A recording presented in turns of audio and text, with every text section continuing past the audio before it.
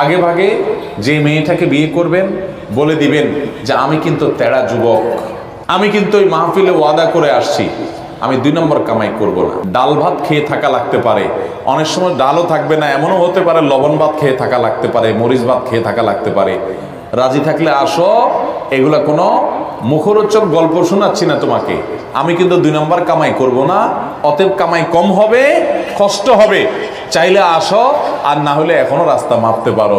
আমাকে আইসা শাড়ি চুড়ির ডিমান্ড দিবা, অন্য অন্য চোরদের বউ, ডাকাতদের বউ, দুর্নীতিবাজদের বউ, তারপর রিলিফ চোরদের বউ, হারামখোরদের বউ, তাদের মতো দেখে দেখে কম্পিটিশন করতে পারবা না।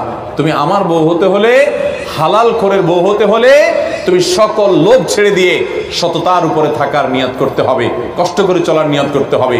তবে যারা কষ্ট করে চলার নিয়ত করে আল্লাহ তাআলা এদেরকে সবচেয়ে সুখে রাখেন, শুধু আখিরাতে না দুনিয়াতেও।